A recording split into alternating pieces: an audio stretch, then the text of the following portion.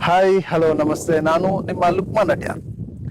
ನಮ್ಮ ದೇಶದ ಪ್ರಧಾನಮಂತ್ರಿ ನರೇಂದ್ರ ಮೋದಿ ಅವರು ಮೊನ್ನೆ ನಮಗೆ ಮತ್ತೊಮ್ಮೆ ನಮ್ಮ ದೇಶ ಪ್ರೇಮ ಪ್ರಕಟಿಸಲು ಬೇಕಾಗಿ ಒಂದಿಷ್ಟು ಉದ್ದದಲ್ಲಿ ಲಿಸ್ಟ್ ಕೊಟ್ಟಿದ್ದಾರೆ.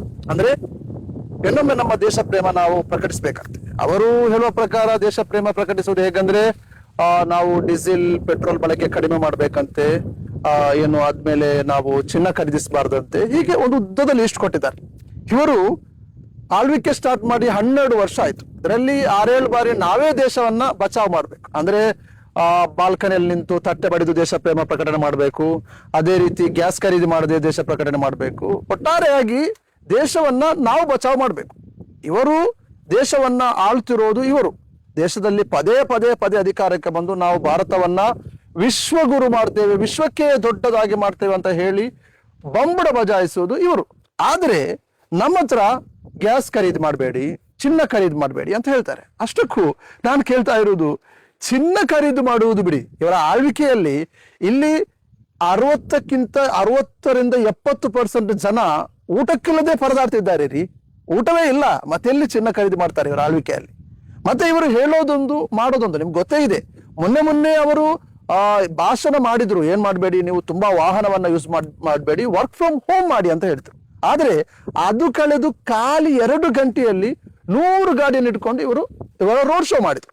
ನಿನ್ನೆ ಮತ್ತೊಂದ್ಸಲ ಅದನ್ನ ಆ ಡ್ಯಾಮೇಜ್ ಅನ್ನ ಕಂಟ್ರೋಲ್ ಮಾಡಲು ಕೇವಲ 2 ಗಾಡಿಯನ್ನಿಟ್ಟು ಏನ್ ಮಾಡಿದ್ರು, ಇವರು ಸವಾರಿ ಮಾಡಿದ್ರು. ಆ ವಿಡಿಯೋ ಎಲ್ಲ ಬಂದಿರಬೇಕು. ಆದ್ರೆ ಭೂತಗನ್ನಡಿ ಇಟ್ಟು ಹುಡುಕಿದ್ರು ಕೂಡ ಅದರಲ್ಲಿ ಮೋದಿಯನ್ನ ಕಾಣ್ಲಿಕ್ಕೆ ಸಾಧ್ಯವಾಗ್ತಿಲ್ಲ.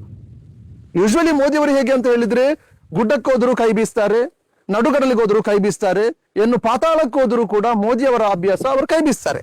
ಆದ್ರೆ ಆ 2 ಗಾಡಿ ಸಂಚಾರ ಮಾಡಿತಲ್ವಾ, ಅದರಲ್ಲಿ ಮೋದಿ ಅವರನ್ನ ಭೂತಗನ್ನಡಿ ಇಟ್ಟು ಹುಡ್ಕೊಂಡ್ರು ಸಿಗಲ್ಲ. ಇನ್ನು ನನಗೆ ತುಂಬಾ ಬೇಸರ ಅನಿಸೋದು ಈ ಬಿಜೆಪಿ ಅವರಲ್ಲಿ. ಯಾಕಂತ ಹೇಳಿದ್ರೆ ಅವರು ಏನೇ ಹೇಳಿದ್ರು ಕೂಡ ಇವರೊಂದು ಹೊಸತ್ತು ಡ್ರಾಮಾ ತರ್ತಾರೆ. ಅಂದ್ರೆ ಇವರು ಎಲ್ಲಾ ಜನರಿಗೆ, ದೇಶದ ಜನರಿಗೆ ದೇಶ ಪ್ರೇಮವನ್ನ ಇವರು ಬೋಧಿಸ್ತಾರೆ. ಇವರು ಹೇಳಿರೋದೇ ದೇಶ ಪ್ರೇಮ. ಇವರು ಹೇಳುವುದು ಮಾಡಿದ್ರೆ ದೇಶ ಪ್ರೇಮಿಗಳು, ಇವರು ಹೇಳಿದ್ದು ವಿರೋಧಿಸಿದ್ರೆ ದೇಶದ ವಿರೋಧಿಗಳು. ಮೊನ್ನೆ ಮೋದಿ ಅವರು ಹೇಳಿದ್ದೇ ತಡ.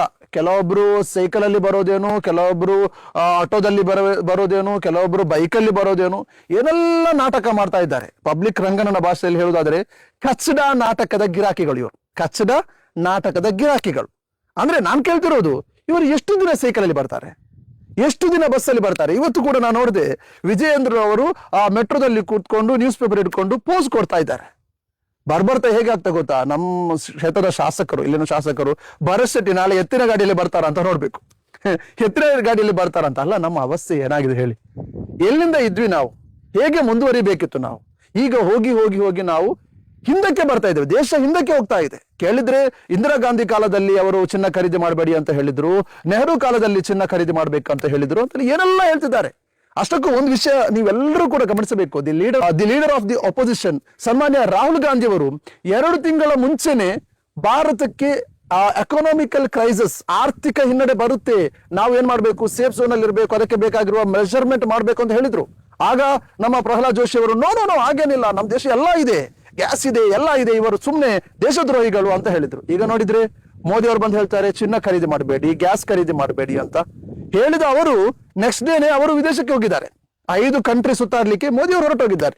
ಇಲ್ಲಿ ಮಾತ್ರ ಬಿಜೆಪಿಯ ನಾಯಕರು ಸೈಕಲ್ ಹಿಡ್ಕೊಂಡು, ಬೈಕ್ ಹಿಡ್ಕೊಂಡು, ಅದೇ ಆಟೋ ಹಿಡ್ಕೊಂಡು ಪ್ರಾಸನ ಮಾಡ್ತಾ ಇದ್ದಾರೆ. ಅಲ್ಲ, ಯಾರನ್ನು ಮೆಚ್ಚಿಸಲಿಕ್ಕೋಸ್ಕರ ಈ ಪ್ರಾಸನ ಮಾಡ್ತಿದ್ದೀರಿ? ಅಷ್ಟಕ್ಕೂ ಈ ಜನತೆ, ನಮ್ಮ ದೇಶದ ಜನತೆ ಅಷ್ಟೊಂದು ಮೂರ್ಖರು ಅಂತ ಈ ಬಿಜೆಪಿ ಅನ್ಕೊಂಡಿದ್ಯಾ ಏನು?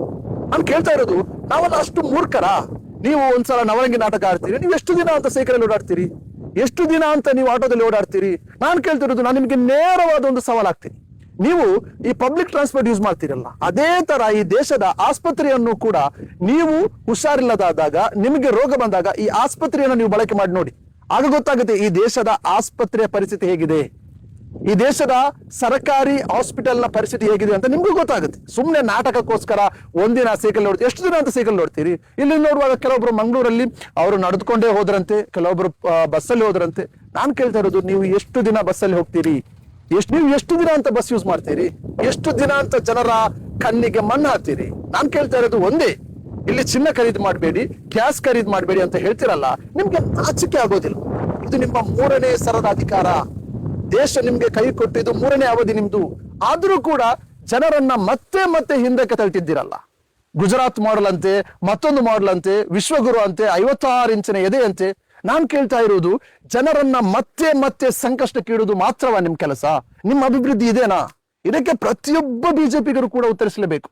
ಇನ್ನು ಇದನ್ನು ಕೂಡ ಸಮರ್ಥಿಸುವ ಕೆಲವರು ಸಗಣಿ ಭಕ್ತರಿದ್ದಾರಲ್ಲ, ಅವರನ್ನು ನೋಡುವಾಗ ಖಂಡಿತ ಅವ್ರನ್ನ ನೋಡುವಾಗ ಏನ್ ಅನಿಸುತ್ತೆ ಅಂದ್ರೆ ಅಸಹ್ಯ ಅನಿಸುತ್ತೆ. ದೇಶಕ್ಕೆ ಒಂದು ವಿಷಯ ಬರುವಾಗ ಅದನ್ನ ಬಿಟ್ಟು ಯಾರೋ ಒಬ್ರು ಹೇಳಿದ್ದಕ್ಕೆ ದೇಶ ಪ್ರೇಮ ಪ್ರಕಟಣೆ ಮಾಡ್ಲಿಕ್ಕೆ ಹೊರಟಿದ್ದಾರೆ. ಅವತ್ತೊಂದ್ಸಲ ತಟ್ಟೆ ಬಡೀರಿ ಅಂತ ಹೇಳಿದ್ರು, ತಟ್ಟೆ ಬಡಿದ್ರು. ಗೋ ಕೊರೋನಾ ಗೋ ಅಂತ ಹೇಳಿದ್ರು, ಅದು ಮಾಡಿದ್ರು. ಟಾರ್ಚ್ ಹೊಡಿಲಿಕ್ಕೆ ಹೇಳಿದ್ರು, ಟಾರ್ಚ್ ಹೊಡಿದ್ರು. ಇವಾಗ ಚಿನ್ನ ಖರೀದಿ ಮಾಡಬೇಡಿ ಅಂತ ಹೇಳ್ತಾರೆ. ನಾಳೆ ಹೆಂಡತಿ ಬಿಟ್ಟು ದೇಶ ಪ್ರೇಮ ಪ್ರಕಟಣೆ ಮಾಡ್ಬೇಕು ಅಂತ ಹೇಳಿದ್ರೆ ಅದಕ್ಕೂ ಸಹಿ ಇದ್ದಾರ ಗೊತ್ತಿಲ್ಲ. ಏನ್ ಅವಸ್ಥೆ ಅಂತ ಗೊತ್ತಿಲ್ಲ. ಟೋಟಲಿ ಆಗಿ ಇವರ ಕೈಯಲ್ಲಿ ಭಾರತ ಬರ್ಬಾದ್ ಆಗೋಗಿದೆ.